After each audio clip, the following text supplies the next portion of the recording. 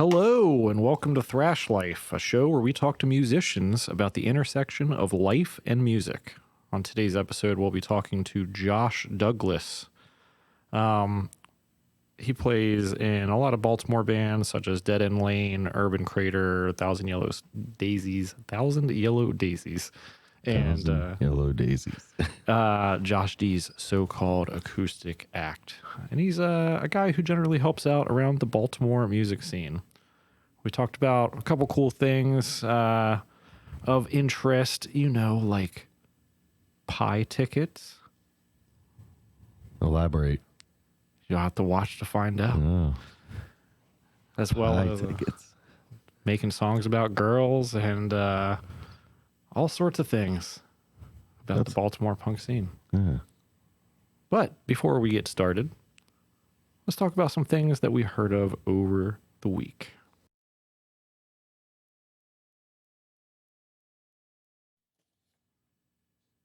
So, Kyle, what's up? Not much, Ed. How you doing? Pretty good, pretty good. Last week we talked about Brass Against peeing on a member of the audience who was invited up on stage. Yes. The story has evolved since then. The band and the lead singer separately issued Apologies, for the Apologies. incident. Yeah. The band's apology says, "We had a great time last night at Welcome to Rockville. Sophia got carried away. That's not something the rest of us expected, and not something you'll see again at our shows. Thanks for bringing it last night, Daytona." All right.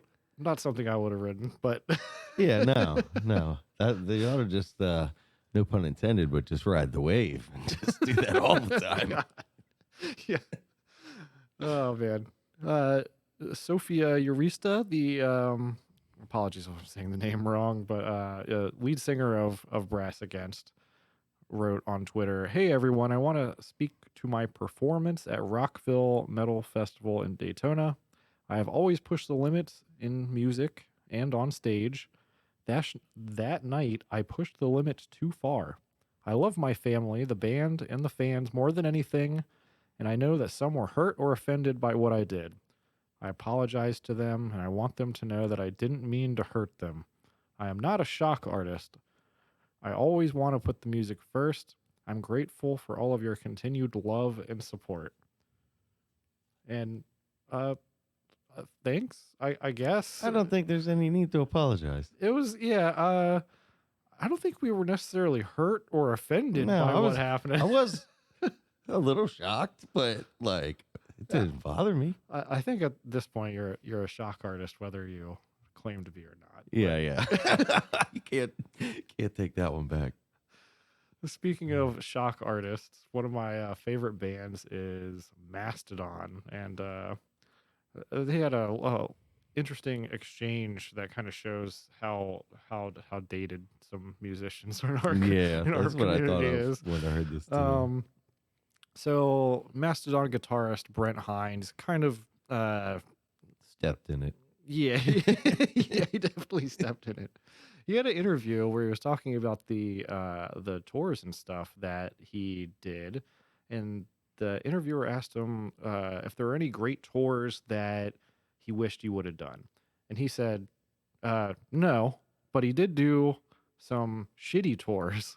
Quote, "like Disturbed and all that mayhem, stupid bullshit, gay ass shit, as well as a run with Dying Fetus and some other fucking band. It was horrible. I didn't want to do that tour." Obviously, we don't use gay as a pejorative these days, and I'm kind of surprised that he didn't get the memo by now. That's it's actually more cringe than offensive at this point. It's so Yeah, eighth grade. it's very, very tone deaf. It's like, who are you talking to on Yeah. a regular basis where you just say this shit and nobody corrects you on it? Yeah. And Bron Daler, the drummer, a fan reached out to him on Twitter, I believe, and was like, "What the fuck, bro?" And- But I mean, this dude, he's been a bonehead. He's the guy in that band that just always has to cause trouble. Absolutely. So Brown Daler was like, "This really bums me out. I'm sorry I hurt your feelings or anyone else's, and that is never my intention. We want our LGBTQ fans to feel safe listening to our music and coming to see us live. We also have no ill will towards Disturbed. They were also super cool to us on the Mayhem Fest. I think the interviewer might have caught Brent on a bad day. Sorry for upsetting you or anyone else, and we appreciate you and all of our fans very much." Yeah, I mean, it just sounds like a nightmare to be in a band with that guy. Yeah. But the funniest part is that David Draven, the guy from Disturbed, actually fucking clapped back and was like, "Yeah, Yeah, I heard what you said. I yeah. heard what you said." And um, he goes on to be like, "I have nothing but the greatest respect and admiration for the Mastodon guys. I've been a fan since day one. I continue to be a fan. I think there's just too much mutual respect and admiration." Hold on, buddy. I'm not sure about that. And they knew it. They knew that we liked them. We were cool with each other throughout our touring times together. We're genuine fans. It was surprising to say the least. And you know what, Brent? I hope that just from my end, I bear no ill will. And if at any given point in time those guys are somewhere and we can break bread and have a drink together, I'm always down. I don't hold it against them or anything. Too often, these things are made of, made more of what they should be. Everything is trying to pit one musician against another. Who knows? Maybe he was having a bad day, and maybe it was like what the Mastodon guy said. Who knows? God knows I haven't done all glorious moments in my past in the press. So everybody's human, and I don't begrudge anyone. It's all good. Um, I don't like that statement either. it's weird. I think It's too nice. You can tell he's just trying to take the high road on him. yeah, I think it's funny. I think it's weird. Like you guys are working together. Like you can admit that you had like a decent working relationship on a tour and you were nice to each other, but you don't have to say that you like Disturbed music. Yeah, exactly. But Brent, come on. Like what are you doing, man? Yeah. Like read the fucking internet. Oh no, don't, because that's still going on big time on the internet. Sure, don't read the internet. Maybe read the internet to see what not to do. Don't participate. Yeah. This week marks the return of one of my favorite TV stations of all time. This might be dating me in terms of my age, but G4 officially relaunched back on cable this week with no cops, no cheaters. Oh yeah, live PD. Yeah, it actually has the real show. So we got like video game reviews, and they're doing a lot of interesting streaming stuff with this base where I was just watching this morning and they're playing a live game of Counter-Strike with sports level commentary, breakdown, replays, analysis, like actually telling you what's going on in the video game so that it actually, taking the term esports and actually making it more of a next sport. level. Yeah. Yeah. And then they have a lot of streamer personalities on there as well that are doing a lot of weird stuff. And why do I bring this up? This is like the ultimate DIY experience. This is not the original G4. This is like some guy had fucking money and was wow. like, I want G4 to be a thing again. I'll Nice. pay like some of you guys who want to like come back on, and we'll get some streamers and some relevant people. And they made a big warehouse and made sets, and they have some shows, quotation mark shows, but like it's a really like DIY guerrilla experience that they like actually managed to get on cable TV. Hopefully that takes off for him. It's fucking weird. I would recommend watching it and just see just how like stripped down and bare bones it is compared to Twitch shows and stuff. I mean, they did do a lot of Twitch stuff leading up to this, and kind of what they bled into. Was Yeah, so I guess cable's the only place to watch though. No, you can do it on cable on your streaming app, YouTube, Twitch, and they're kind of cycling the content. Like they'll debut it on YouTube or Twitch, and then it'll go to cable. So that way you have. It's kind of weird watching it on cable. You have like them talking to chat and stuff like that, which obviously chat is not existing when you're watching it on your cable provider. Yeah.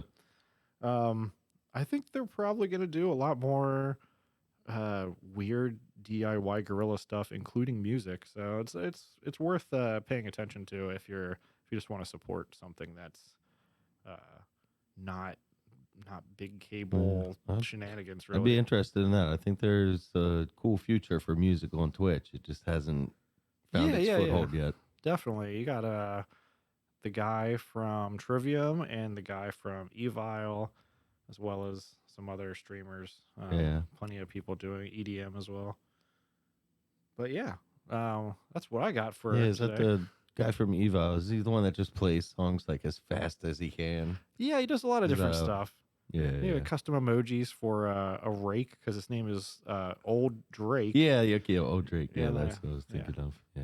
I like watching him. yeah, he's got a good show going on. Yeah. You got any other topics to talk about? Oh man, it's been a slow week. There's no cool headlines that don't just involve like Metallica doing something unimportant. Yeah, Metallica doing something unimportant. Tommy Lee doing something unimportant. Yeah. I guess like the biggest thing I saw is Gary Holt saying that Exodus created the Bay Area thrash scene and stomped Metallica into the ground. well, And so I guess there's a lot of people that would have opinions one way or the other on that. I just feel like that's a blatant lie, but I don't think we need a lot of statistical analysis to say who made out better in the terms of Metallica versus Exodus. I mean, Yeah. they stole their fucking guitarist and went off to make all the money. So, Yeah. Bummer for them. yeah. We also got Taylor Swift releasing 10-minute songs, which people have opinions about. Holy shit. I don't. I mean, good for Taylor. I like Taylor That's Swift's fine, but music. I think that's actually going the opposite direction of what works right now. Yeah, maybe. Like, I guess maybe she doesn't have to worry about financially, having things work out for her that well because she's already got money. But yeah, and I think the whole point of these are like re-recordings of old songs and reimaginings of old songs because Yeah. she's trying to get her masters back or couldn't get her masters back, so she's just re-recording all the old content. Okay. So, see. I mean, either way, Yeah, because it seems the way things are going with like you don't sell albums anymore. You get paid whenever somebody listens to your song. So when you have a short song that people listen to over and over again, as opposed to a 10-minute song that people may not finish listening to. yeah, that's true. I mean, to be fair, that 10-minute thing, man, you listen to a 10-minute song on Spotify, they're immediately giving you ads afterwards. That just like Yeah. soaks up all your listen Yeah. time. So I like some progressive stuff, and I like extended artsy things. Like obviously I like Thriller by Michael Jackson having that full theatrical Yeah. damn near movie. And the Taylor Swift thing's cool too. Not much more to say about it. Yeah. 10-minute song. Not my thing. Yeah. but Good for her. Yeah. We wish you the best of luck from the Thrash Life podcast, Yeah. Taylor Swift. Yeah. Go get the masters. Go get that money. Yep. Well, without further deliberation, let's go ahead and check out an interview by our guest, Josh Douglas. All right. Let's go.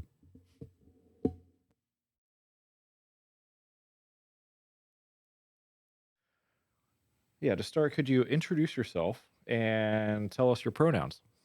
Okay. My name is Joshua Douglas. My pronouns is he, him. Yeah.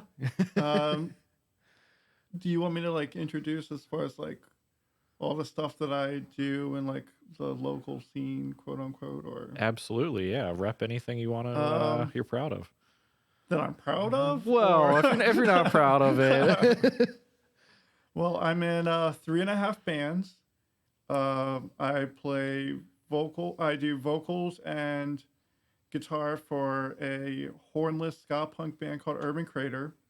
I play bass for a punk band, sometimes melodic pop, sometimes melodic, sometimes like just straightforward punk. Slash, we've had horror punk like influences before I was in the band. They're called Dead End Lane. but we don't really sing about horror stuff anymore. Hmm. But we still like get labeled as a horror punk band, which is hilarious in my Right, right. opinion. We have the scythe on the logo. Yeah, a logo that we've had like the entire time that I've known the band. Yeah, I've known Tyler and Aaron for roughly 10 years. They Wow. are one of the only people that has seen every single band that I've ever been in my entire career as a musician. Impressive. And then they asked me to join their band. I was like, yeah, I'll definitely join your band. Thinking that like it was still like a horror punk band. I'm like, oh, that's easy. It's basically just the Ramones, but like more woes. And then like they showed me the tablature for like their new bass that their bass player at the time had wrote. I was like, fuck, I don't know how to play bass. Yeah, yeah. But I got good. Right.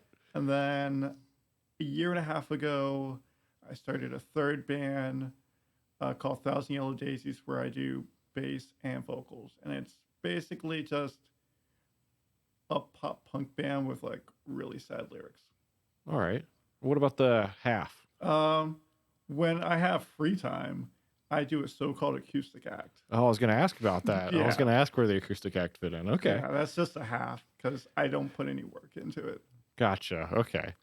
So, what would you describe to people out there who aren't necessarily familiar with genres, the music that you play? So how I would describe Thousand Yellow Daisies is the easiest because it's basically just Blink 182, but instead of like talking about like dogs and aliens, it's just about how like I'm going through depression and like other like sad things like that. Um, Dead End Lane, I would describe it as like 50s era rock and roll, but like really, really fucking fast. Ah, okay. And Urban Crater, I would describe as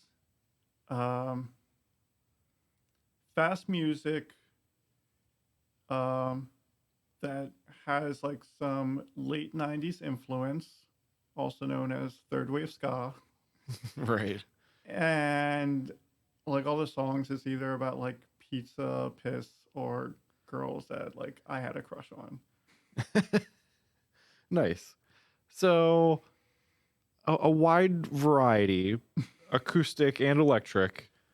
Yes, my so-called acoustic act is exactly like Urban Crater, except for it's more awkward because instead of a full band, it's just me just fucking up on an acoustic guitar Right. while trying to sing about piss and pizza. And maybe not completely blown out on the distortion, and There is no distortion whatsoever, which makes it even more awkward because like when you're playing with distortion, like even when I'm like Urban Crater has like ska parts, Mhm. we play those distorted as well. So like we never have to worry about like if a note sounds shitty. Right. But on an acoustic guitar, if something's not tuned right, you feel it the entire 2 minutes that the song is. And it's just you and that guitar. And every single time you hear that note, you keep thinking like, shit, I really should have tuned. I really should have tuned. And then it's over. And you're so distracted because like you're talking to the crowd that you forget to tune Yeah, yeah. again. And then you go through that whole spew again for the song after that. And you're just like, why do I keep doing this to myself? Well, the microtonal music is getting more popular these days, so maybe it's okay to just leave it halfway out of tune sometimes. Sometimes. It gives a unique perspective for the audience. You don't always get the album version. And like, what kind of places do your bands usually play in? How would you describe those? Dive bars and basements. Dive bars and basements. All right. That would be a great live album title. Too. Yeah. Just rolled right off the tongue, Yeah. right? Sounds great. I will say Urban Crater, not Urban Crater, Dead End Lane does play nicer venues than all my other bands. Like, that's the only band that's like played the Auto Bar like multiple times and the pie shop that, oh my gosh, the pie shop in DC is probably the best venue I've ever played. Nice. So, like, you get like instead of a drink ticket, they give you like a pie ticket. Ooh, slice And or a whole pie? it depends on what you order. But Oh, like okay. it's like one of those like little personal things. Oh, okay. And then they have a green room, and in the green room there is slices of pies just like waiting for you. That sounds amazing. It is. When Dead End Lane played there, I ate 4 slices of pies because like I also bought pie because I Yeah, didn't yeah, realize. of course. I went in, saw that there was like a slice of like I think it was like blueberry pie or something like that in the green room. I'm like, oh, this is cool, but like before I do that, I'm gonna like get a savory pie. So I went downstairs, ate a savory pie, went upstairs, got my pie ticket. I'm like, are you serious? This is amazing. I've never heard of a pie ticket before. This is actually the first I'm hearing about this. Pie shop is, if not relatively new, I guess they've just started doing shows recently, or I don't know if they're new, but I think 2019 was the first year that they were doing shows, or at least that I know of. that okay, they were doing shows. But Dangerously Delicious in general has been around for a while. right, okay. So it's the same dangerously delicious people, but in DC Yeah. this time. Okay, Yeah. okay. Let's rewind and go back to your early childhood days, before you even started picking up instruments and learning how to play. What was the first time when when you when your brain started, the gear started turning and you started realizing what music was? What was the first like musical experience that really started opening you up to music? The year was 1999. A friend of my dad's let us borrow Tony Hawk Pro Skaters 1. We put it in, and opening track is Dead Kennedy's police truck. And that was the moment that realized that I wanted to skateboard, and I had no idea what I was listening to, but I thought it was cool as fuck. Mind you, back then I didn't say this is cool as fuck. I was like, whoa, it's like surfer kind of. Right. And Those Tony Hawk games, they had killer soundtracks every single time. they have amazing soundtracks. Whenever Dead End Lane is trying to think of a song to cover, I will usually go through the Tony Hawk soundtracks and be like, these are good songs to cover. Yeah, Because absolutely.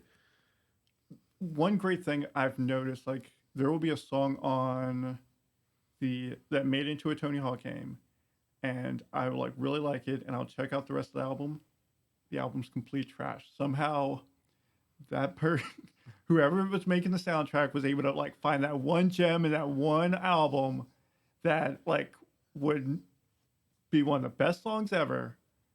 And like that's happened like multiple times where I'm like, oh, I don't like this band, but that song that was in the Tony Hawk games, Oh yeah. chef's kiss. Cream of the crop. All right.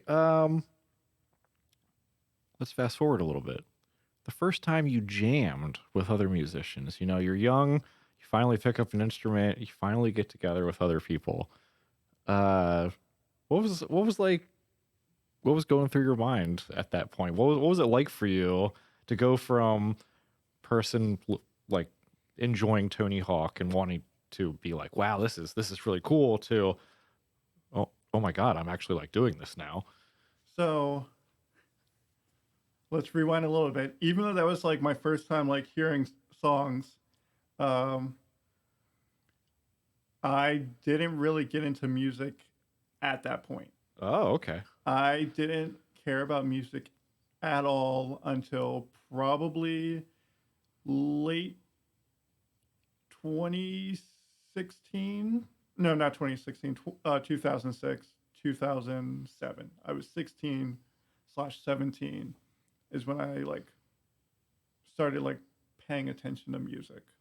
And so like I pretty much like consumed everything like a sponge. I quickly figured out that um, punk was the type of music that I really liked, um, and also ska. But I had no idea that it was called ska. Hmm. It was just like, oh, punk with horns is like my Right. what I really like to listen to. And then first time I saw the word ska, I thought that was like a misspelt. Like I first saw it on Wikipedia, like they described the band as ska. I'm like, do they mean like, is that like shorthand for skate punk or like Yeah, yeah, what is yeah. that? But so I probably didn't get a guitar until I was probably mm, I was definitely around 18, 18 or 19. I don't remember how I ended up with said guitar.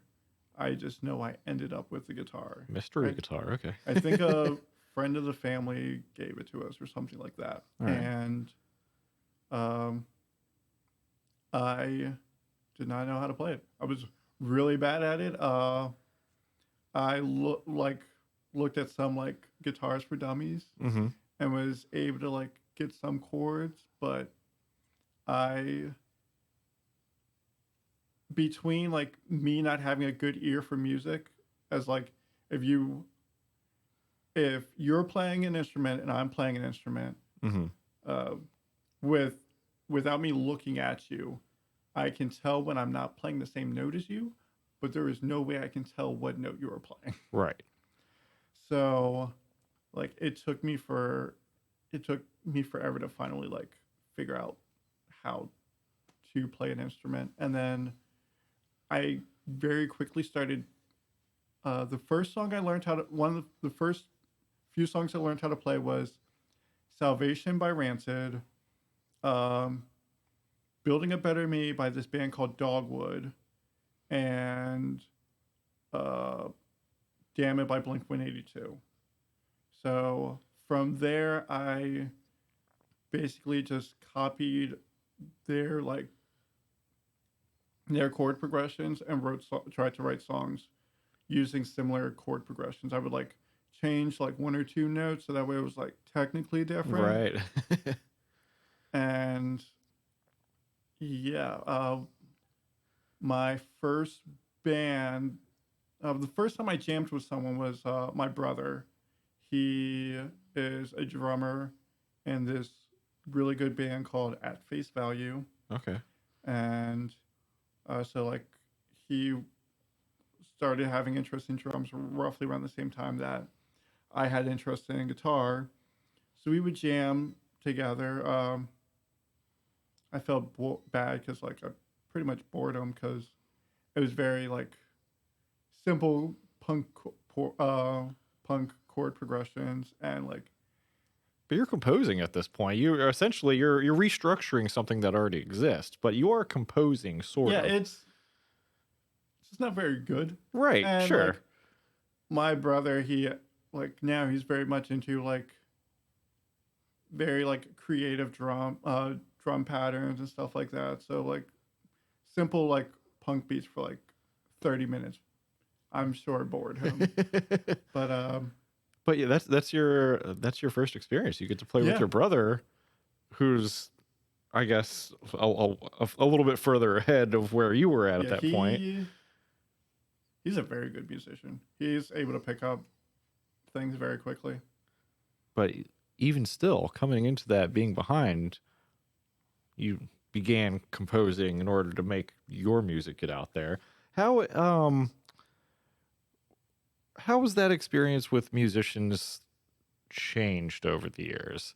Like, are you still a principal composer? Do you work more collaboratively with people now?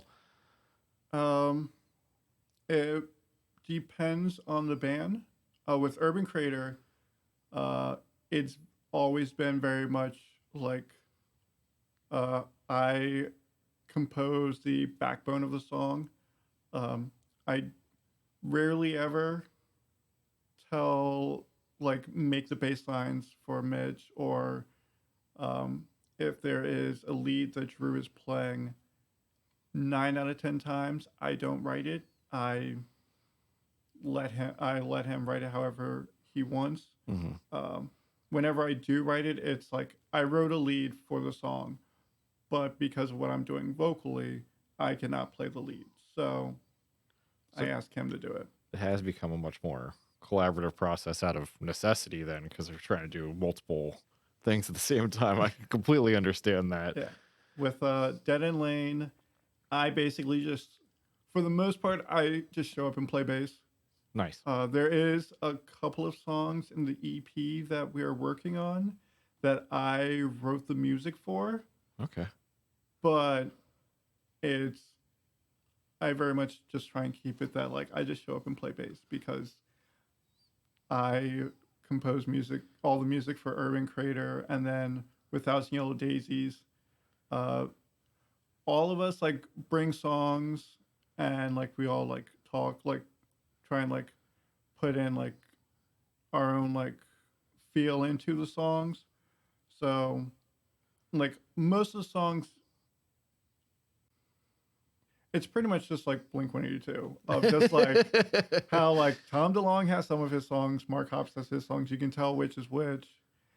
Um, that's very much like how Thousand Yellow Daisies works as well, which isn't what we wanted to do because it was very much supposed to be like sad boy pop punk of like Right. modern baseball, Joyce Manor kind of stuff. But I, I've because I the first few songs that I learned was like Damn It and Salvation.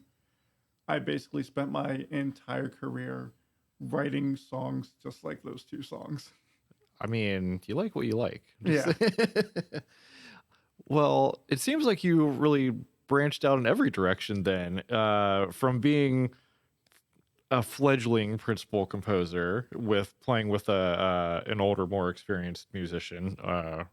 Well, I'm not sure if he's technically older, but He's younger, but he music wise, more experienced. yes, Okay, so and then you got the opportunity to go in positions where you are essentially a player for some bands, you're a collaborator for other bands, then you have your own outlets to compose stuff when you really want to. That seems pretty awesome to have the choice to just be able to dial your involvement in to all these different projects. yeah. Um, let's talk about goals. Have you ever had a really ridiculous, extravagant, lofty musical goal? Maybe it'll never happen, but have you ever thought about something like, oh man, I really want to play Madison Square Garden or be a rock star or something? Or it doesn't even have to be that like stereotypical or serious. It might just be Yeah. anything, really. My goal was always just to be uh, helpful to a music scene. So, like, there's times where like bands are coming through and they'll message me and ask me to like try and set up a show for them. Um, we so it's just like I've pretty much like checked off like goals. I've always wanted my band to be good enough that I would be able to get to open up for a popular band without having to sell tickets. Ooh, And a few years ago, Urban Crater opened up for Mustard Plug at the Sidebar. So, like, I can check that off as well. nice. Like, it would be cool. I guess, like, the next thing that I would like to do is to write an album that I am, like, completely, like, proud of after a few years. The last Dead and Late album, I really enjoy, and there's like, I wouldn't say anything bad about it, but I didn't really write it. I just played bass on it, you know. So, Right. like, it'd be nice for like, and the last Urban Crater album, like, it's it's a fun album. It's just all of those songs were songs that I wrote between age like 20 and 27. So I was just a juvenile guy who just like had crushes on girls. Right. So it's just like, Different period in your life, yeah. you know? So I think the next thing I want to do is just like write an album that like really says who I am currently. Right. You're a little bit more up to date. Yeah. Feeling with how you feel Yeah. as yourself now. What about short-term goals? We all have things that we're working on. Is there anything that is immediate to you that you're like, I really working on this thing? Maybe next week I'll be able to sweet pick or something goofy like that. I've started I think it's called plucking, where on the bass where like you use your finger and you pull up the string. Right. I've been like working on that. I just learned a Dead End Lane song. I forget what it's called. And one of it I like hit the string with my pick, and then a higher octave I like come up and like pluck it with my finger. Nice. And like that's just something I like just started working on. So you get a little bit of hybridization with the technique where you're getting the pick sound and a little bit of the finger sound, and Yeah. also just that like pop that you would get from that sort of slap tone as Yeah. well. That sounds pretty cool. Geez, I wish I could do that. It's been a while since I played bass, but I can imagine that would be pretty, how to say, like exciting to figure out once you nail it 100% of the Yeah. time. So has there ever been a moment in your musicianship so far where you feel you've reached a personal milestone? And I guess, you've already talked about the one milestone of getting to open for Mustard Plug. And is there anything else that like really stands out to you as like, this was a big moment for me? Yeah. Yeah, there's like Urban Creator like released an album last year. Yeah, last year, 2020. The day before we told everyone that was going to come out on my 30th birthday, but because we're a bunch of shit posters, we uploaded the album the day before. Nice. Just for shits and giggles. This year, I like paid someone to like make new Urban Creator merch, and I like got new T-shirts, buttons, made patches myself, and like spent like the summer just like selling merch and was able to like pay rent for 1 month. Nice. Like, based off of just like Wow. merch sales. So That's like, huge. that's a pretty big deal. Yeah, that's So- amazing. Congratulations. Yeah. I don't think I've ever reached that point yet, but well, I mean, It took the first T-shirt design took us years to be able to like sell to the point where like we pretty much don't have any T-shirts. But, right. So So Urban Creator's firing on all cylinders these days, just ready to nationally tour. I wouldn't say national tour. Like a weekend tour, yeah, definitely. You're in a punk band. You're in a couple punk bands. Yes.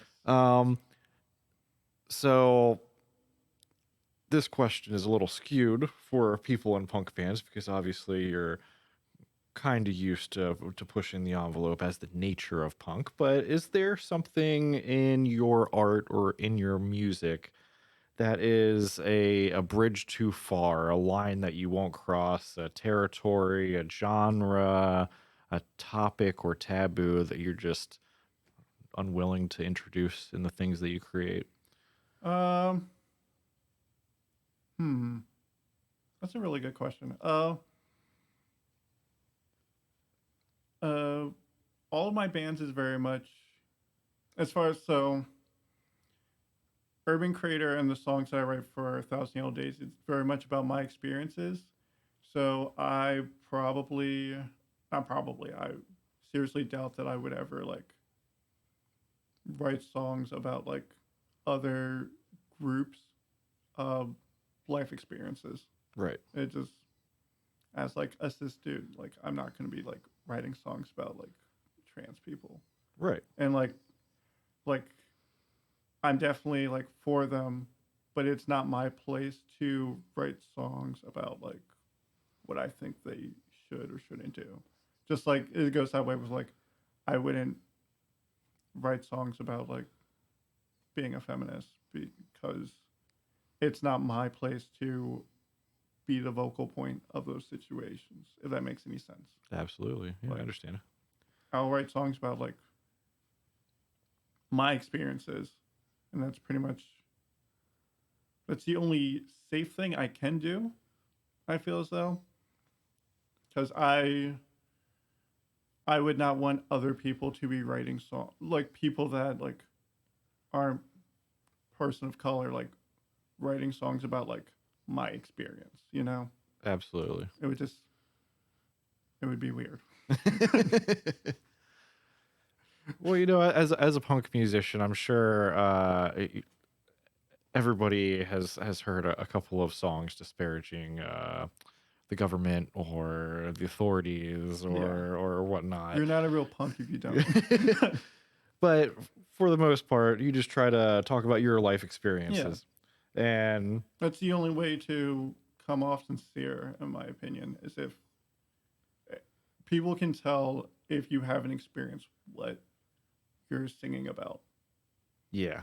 All right. And when you're singing about someone else's experience, you have the chance of not like being as honest or like respectful of it Right. as you should. Probably just not the passion either. I mean, Yeah. if you're going to be yelling into a microphone, you really want to be able to put your gut behind it and Yeah. not just like be telling a story, essentially. Yeah. So let's shift gears here. Some Which gear are we shifting it to? the success gear. Oh, So, I'm not familiar with that gear. as a musician, what is your relationship with the term success in music? And do you feel think I answered that. successful? I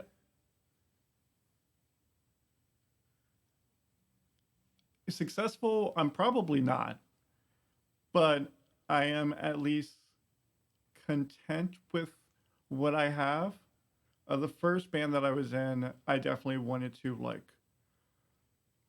get our name out there and just like be this like big thing and like have a bunch of people come and see us. And it's like my perspective of music as, or at least of what I want to do with music has changed drastically, where I just want to talk about my feelings. Right. And I want to talk about my feelings, and I also want to make people laugh sometimes. And I just want to like try and be there for people. So So it sounds like you are pretty successful on that. yeah, I'm very much doing what I want to do. I've spent I spent a lot of years trying to do or be what other people wanted. Um, like I spent a lot of time, like a lot of my life single. So like it got to me of like, oh, like maybe I need to like be this or that so that way like people will like me. Mm-hmm. And like after a few years, it was just like, fuck it. Like I'm going to, what do I want to do? That's what I'm going to do. What do I want to do? I want to have fun. It's fun playing music with my friends. So I'm going to play music with my friends. If that takes me to the point where like I get to do this or that, that's really cool. But at the end of the day, I like how it feels to be playing music. So I'm going to do that. Awesome. I completely agree, by the way. And if you're a musician out there, you should probably really like playing music. Oh man, could you imagine like there's got to be someone out there who's just like they when they play music, it's just like they're how we feel whenever we have to go to our 9 to 5. Yeah, I'm just like, yeah. "Oh, time to put on this leather vest and I always thought that tune was my like, instrument. yeah, it's like the studio musician thing. You go in there, and I guess you just have to play what they tell you to play. And I imagine that might get old sometimes, but I could see that being getting old, but like at the same time, I assume that if they're hiring you to play, you don't have to play a 1 to 1 everything that they're like, oh, we need a bass player for this song. Go do this, and you can like kind of like fool around and noodle a little bit, yeah, but they're not gonna be like, this is the bass line. You have to play it exactly like this. Because if that's the case, then they could just do it themselves. true, yeah. So, what is the most difficult part about being a musician? Um, First thing that comes to mind is band practice. Organizing band The practice. scheduling. Yes. Oh my gosh. It's ridiculous. Of like just trying to pinpoint. First, you have to memorize everybody's work schedule, Mhm. and it's pretty easy with Dead End Lane because actually it's pretty easy with Dead End Lane and Urban Crater because everyone has like the same like most of all of Urban Crater pretty much has 9 to 5 jobs. Mm-hmm. So it's very much like, oh, like no one can do anything before 5 o'clock. So it's like, Right. what day do you not do a evening activity? But I cannot imagine like being in a band with nothing but like servers and people who have like random schedule. I lived that life for 2-3 months because during the pandemic I pushed carts for Walmart, Okay. and it's weird having a random schedule, especially because I've pretty much had a 9 to like 8 to 4 like work schedule from 18 till now still, except for Yeah. those 3 months. Right. And Yeah, it could be tough when you're just I'm off on a Tuesday at 10 a.m. Who else wants to hang out? It's just crickets out Yeah. there. Yeah. So, how often do you get to practice with those bands then?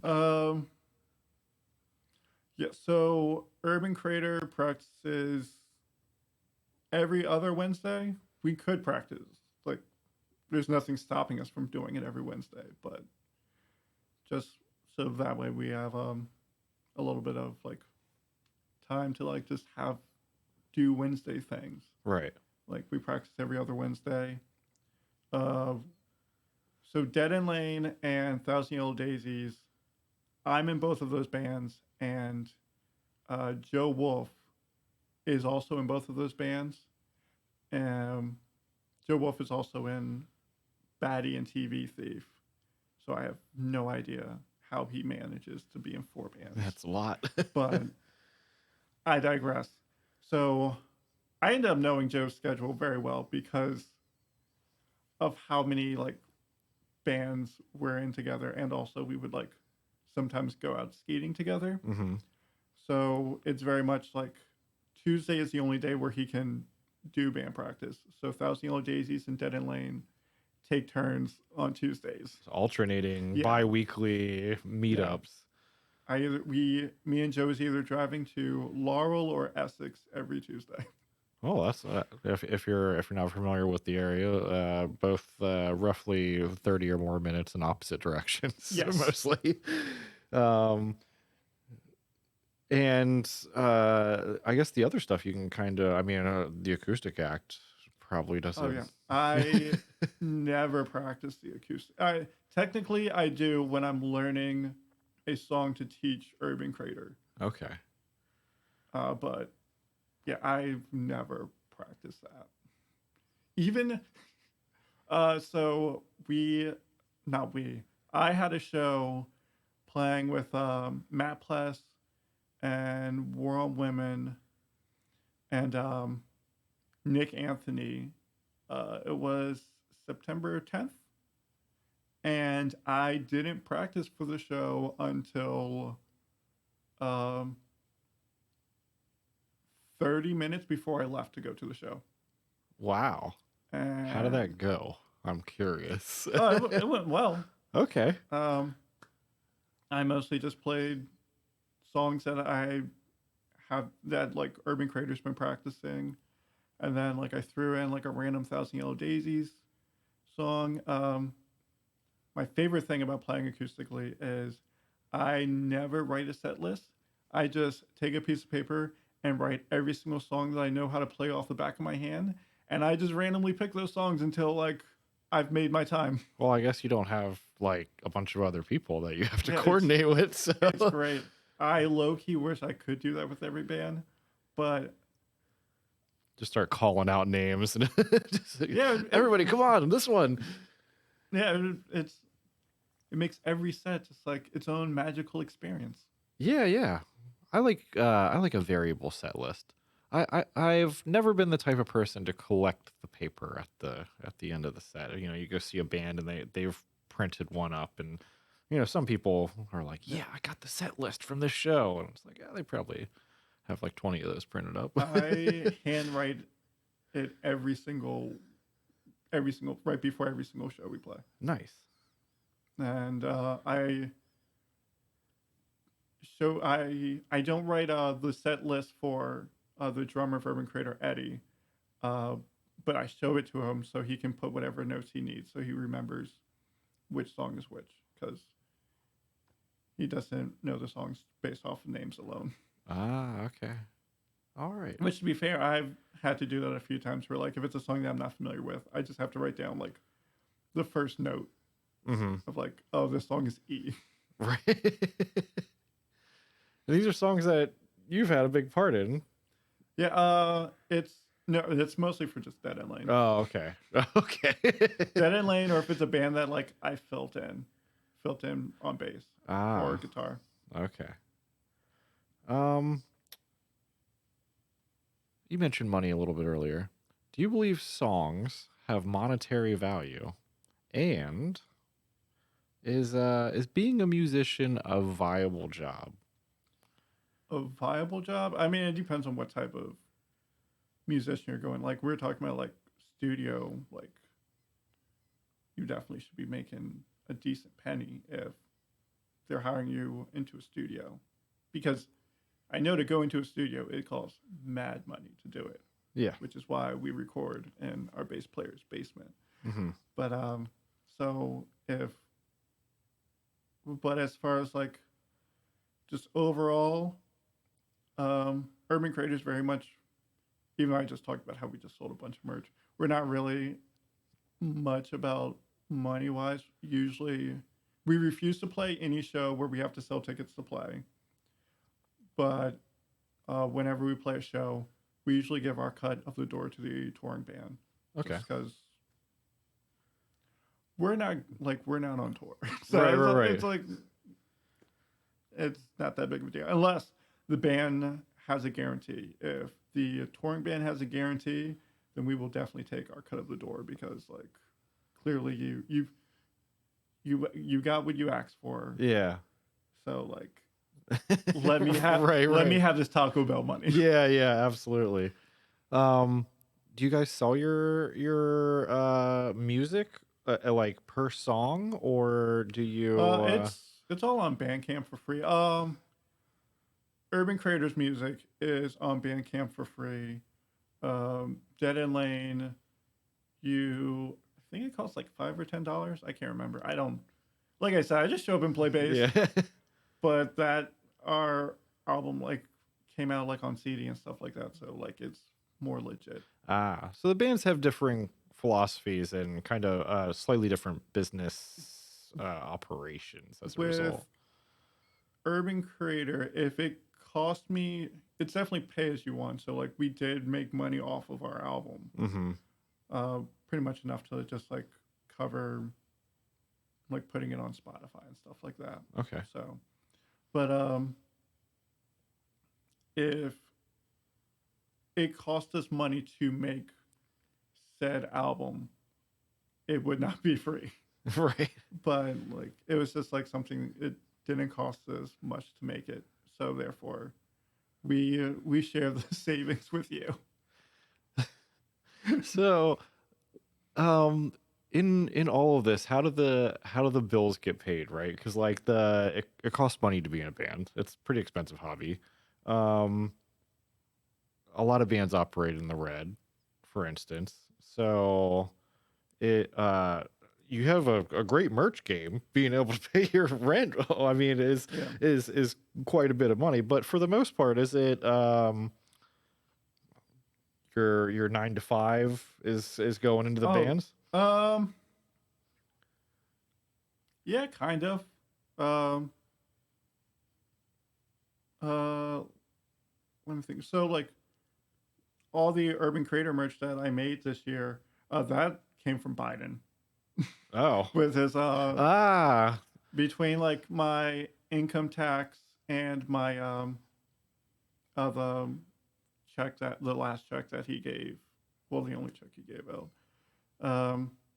I was just like, I normally put that money off to the side for summer, just to like cover any bills that I might have. But I was like, well, if I like put that money into something that I can actually like, that in theory I could like make back, it would be right. fine. So like technically I broke even.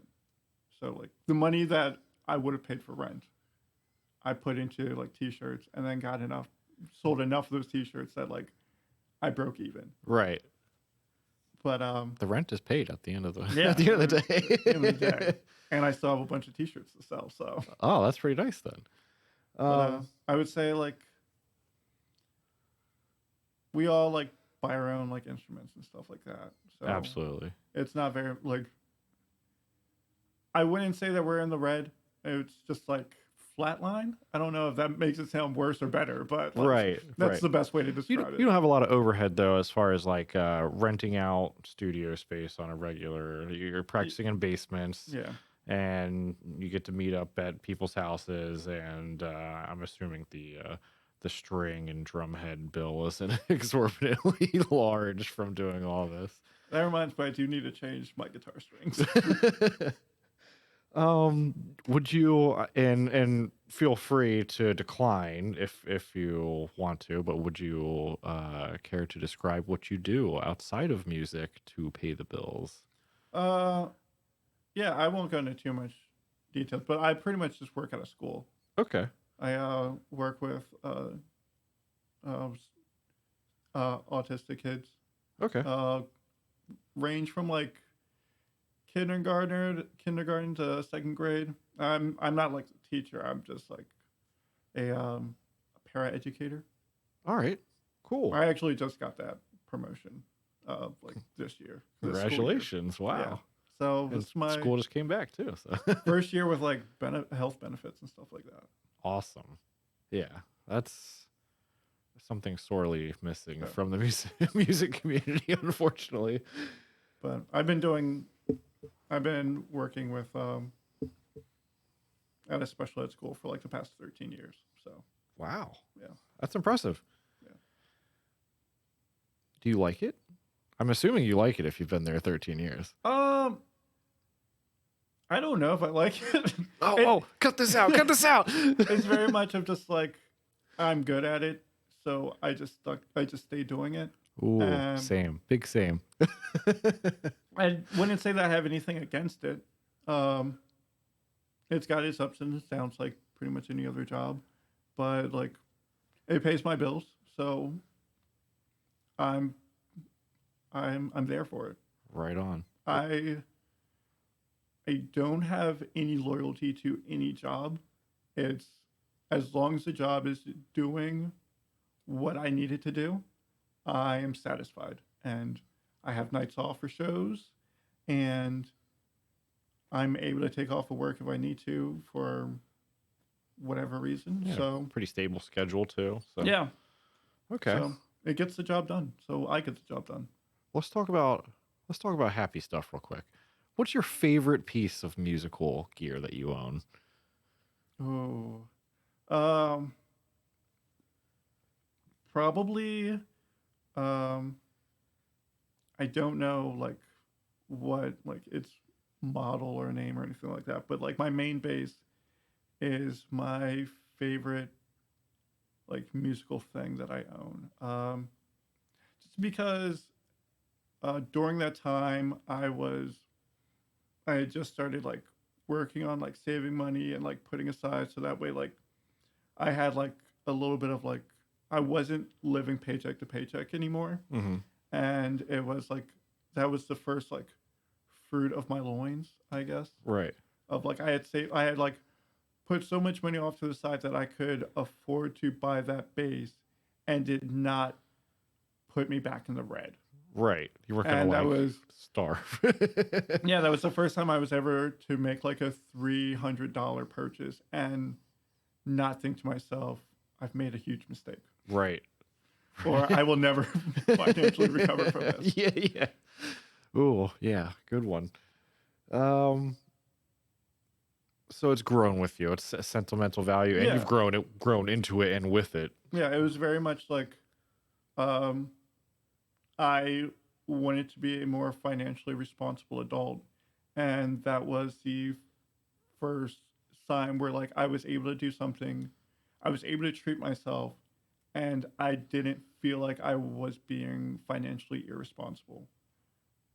Right. I wish I could feel financially responsible. It rarely ever happens, but it's nice when it does. Yeah, yeah. Musician problems. Speaking of musician problems and feeling financially responsible, how much gear in your mind is too much? Where do you draw the line? And do you get what they call gear acquisition syndrome? Um, I'm not familiar with that term. All right, so gear acquisition syndrome is when you find yourself in a guitarcenter.com spiral of, well, I got this mic, so I might as well get a stand. Well, while I'm getting some stands, it's cheaper to get two. Now that I have an extra stand, I could put another mic on it. That would make everything sound a lot nicer. But you know what would really sound nicer? If I had a better cymbal to actually mic up. And you just get, and then I'm not sure if you know musicians like this that they like acquiring new gear. All the gear is good. It's not like the old gear was bad. It was just on to the next one, I guess. Yes, I do know people like that. Okay. I'm not that bad, but I will say that that is how I ended up with a pedal board, because it all started with, well, I need a distortion pedal so that way I can go back and forth between like clean and distorted. And then like I need a tuner pedal because like I keep being out of tuned. Mm-hmm. And it's just like awkward having a snark sometimes. And I always lose them. I've probably only bought like three or four, but that's because usually I will buy one, lose it in like a month, Hmm. and then just be like, fuck it, I'm just gonna use the app on my phone because like this is ridiculous. Yeah. So I bought like a tuner pedal, and then from there, I'm like buying all these 9-volt batteries. So I'm like, okay, you know what? I'm just gonna buy like one of those like chains. Yeah. So like chain them both, and I'm like, well, like there's these extra like slots, Yeah. so I might as well like buy like maybe like one or two more pedals. Yeah. And, it's like, Where could it go wrong? I mean, and then from there, it was just like, oh, like I'm having like trouble, like my one of my pedals isn't working properly. Is it because like they're all like plugged into the same like 9-volt like strip? mm-hmm. So maybe I should just get like one of those battery packs that have like, you know what I'm talking about, Yeah, that goes yeah. in like side of a pedal board. And it's like, well, since I'm doing that, I might as well just like buy like a frame so that way I can just like slide it in there and like have it like I don't have to like set it up every single show. Yeah, yeah. On and on and on. It was like, well, now I need more pedals because like I have more slots. Of course. So that's happened. That, and I'm also like slowly like wanting to play different instruments. Like I'll like be like really fascinated with an instrument, and then just like it just collects dust eventually. But like I've bought Was it this year? Yeah, at the beginning of this year, I bought a ukulele. Nice. I've written a song with it and like transcribed it too, like for bass for 1,000 Yellow Daisies in the future. And then a couple of years ago, I bought a melodica. Should have bought should have bought a piano first or a keyboard, so that way I could like practice Right. and like really like know the instrument before moving on to a melodica because like I could like bullshit my way through like a piano or keyboard, but like I never like sat down like got decent at it. Mm-hmm. So like I'm trying to learn how to play a melodica, so I'm like trying to get better than just bullshitting my way, but I forget that I have to breathe, like have to blow Yeah. constantly in order to like make notes happen. So I'm Yeah. like running out of air, like nearly suffocating myself. Yeah. Yeah. So it sounds like, I mean, maybe the sky's the limit, or you haven't really reached the point where you're like, the walls are closing in, the amps are gonna fall on me the next time I go to the kitchen. That's the funny thing though. It's like I pretty much don't have any amps. Okay. Like I have a guitar head and I have like an old combo amp that I got like years ago when I first started playing guitar. But like even though most of my bands I play bass in, I have no way of amplifying my bass. I I have like been either like trying to like make sure that like with Dead End Lane, like Tyler has everything I need. So Ah, I technically don't even need a bass. okay. Look, the first so I had a bass when I joined the band. I showed up to practice with it, and Tyler was like, "Oh, you know, like if you want to use my bass when we play, like you're more than welcome to." And I took that cue as in like, "This bass sucks. You don't want to hear it. Fine, I will use your bass." Maybe. I can see how it reads like that a little bit. So I used his nice bass for like a couple of years until I finally like bought myself like a real bass. Okay. But and like I've still exclusively use his his amp, his bass amp. And then with 1,000 Yellow Daisies, like there's a bass amp at the practice space, and I'm just banking on the fact that like 1,000 Yellow Daisies will only play with bands that I'm friends with, so I can just like mooch off of their bass amp. Nice. So if you're looking for gift ideas for Josh, I need a bass amp. he needs a bass amp. A couple of them actually. Help him solidify his room by building lots of amps everywhere. Um, let's talk about hobbies and passion projects that you have outside of music. Do you do a lot of stuff that's not musically involved, and does it share the music time Um, or yeah, fight for it? I I'm a big fan of D&D. Okay. I'm in a few campaigns. I DM a couple, and I I'm a player in another. And when I'm not doing that, I draw in my free time, which ends up like going back into like music stuff because I like use Hmm. my artwork for that sometimes. Um, But D other and D, that's a lot of scheduling in addition to the scheduling that you're oh doing my for your goodness, bands as well. it is so annoying. It for the campaign where I'm a player works out well because um, that consists of mostly just members of Urban Crater and the band Braceface. Okay. So we just play on the Wednesdays that Urban Crater doesn't have practice. All right. So that works out well. Um, and the other ones, uh, it's really just random. Um, One group that I DM, uh, everyone else works at a school as well. So like we have Saturdays and Sundays off. So it's very much just Ah. like what Saturday or Sunday. So you're getting Certain lucky with thing. the scheduling. It's Yeah, not super hard to corral everybody. yeah. I've gotten so good at like scheduling things because of how many bands I've been in over the years. Right. Yeah. Um, that's really cool. A lot of people have been playing D&D recently. what's your favorite spell in D&D? I don't play a lot of magical characters, but I was DMing and magic missile. It's probably like the most like generic spell ever, Yeah. but like by golly, does it like it does the job very well. Nice. Magic missile. Tell us about your most recent project and where we can find you and your stuff on the internet. My most recent project. I guess the most recent project is Urban Creator is releasing a Christmas EP. Ooh. It'll probably be out somewhere around the 9th of December because we're having a Christmas EP release show. Okay. But you can, if you Google Urban Creator or Dead End Lane on Bandcamp, you'll find all of our music. Thousand Yellow Daisies. We finished recording an EP, and we are just really bad at like just like sitting down and being like, okay, this is when we're releasing it. Right.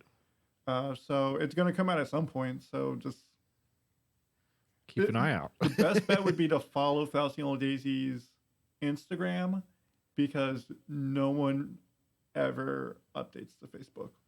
Okay. So, Thousand Yellow Daisies, Instagram. Yeah. Just go ahead and Google Dead End Lane. They're all over the place. Yes. And Urban Crater also has a lot of presence as well. One of my favorite pastimes is Googling Dead End Lane and just like looking through like the pages and pages of just like stuff that pops up on Google. Well, does the search engine stuff ever get crossed with the 13 Dead End Lane? Was that like a board game? Oh, I've never come across that. I've usually I also I'll do like Dead End Lane band. Ah, okay. So I always wonder, like, you kind of name a band something and then somebody else comes along afterwards and does something and messes up your search results. Yeah, but that's the first thing I do is I will whenever I've come up with a band name is I will type it in, insert name band, right. and see if anything comes up. I also do that with album names too. Probably a good idea. See how original you're being. Well, Josh Douglas, Urban Crater, Thousand Yellow Daisies, Dead End Lane, the so-called acoustic act. Thank you very much for coming and talking to me today. It's been a blast. We're going to wrap up here and get out of the studio. Thank you very much for tuning into this interview, and I hope to see you listening to the next one. Thanks. Bye. Bye.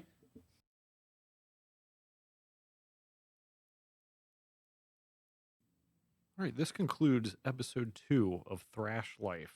If you enjoyed our conversations here today, please consider supporting the show by liking, subscribing, reviewing, commenting, and telling your friends about where you found it. I'd like to reach out and say thanks to Kyle, thanks to Josh Douglas for stopping by and having a great conversation, and thanks to you for sticking by and You're listening. very welcome, Ed, and thank you. Have a good day.